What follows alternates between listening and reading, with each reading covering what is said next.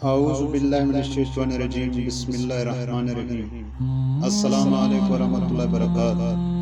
بھائیو، نماز ایمان والوں کے لیے اللہ کی طرف سے ایک بہت بڑا تحفہ ہے۔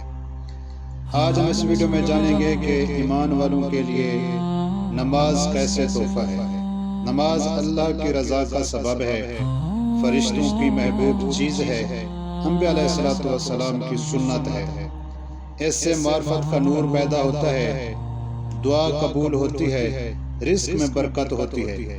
یہ ایمان کی جڑ ہے، بدن کی راحت ہے، دشمن کے لیے ہتھیار ہے، نمازی کے لیے سفارشی ہے، قبر میں چراغ ہے اور اس کی وحشت میں دل بہلانے والی ہے، منکر نکیر کے سوال کا جواب ہے اور قیامت کی دھوپ میں سایہ ہے اور اندھیرے میں روشنی ہے، جہنم کی آگ کے لیے آڑ ہے، اعمال کی ترازو کا بوجھ ہے، پل صراط پر جلدی سے گزارنے والی ہے، جنت کی کنجی ہے۔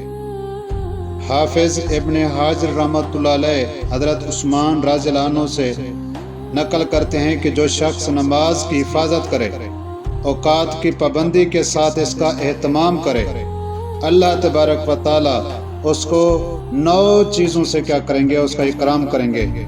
اول یہ کہ اس کو خود محبوب رکھتے ہیں، دوسرے تندرستی عطا فرماتے ہیں، تیسرے فرشتے اس کی حفاظت فرماتے ہیں، چوتھے اس کے گھر میں برکت عطا فرماتے ہیں، پانچویں اس کے چہرے پر صلح کے انوار ظاہر ہوتے ہیں، چھٹے اس کا دل نرم فرماتے ہیں، ساتویں وہ پل صراط سے بجلی کی طرح گزر جائے گا، آٹھویں جہنم سے نجات فرما دیتے ہیں، نویں جنت میں ایسے لوگوں کا پڑوس نصیب ہوگا جن کے بارے میں اللہ رب العزت نے قرآن مجید میں فرمایا، یعنی قیامت میں ان کو کوئی خوف نہ ہوگا، نہ وہ غمگین ہوں گے۔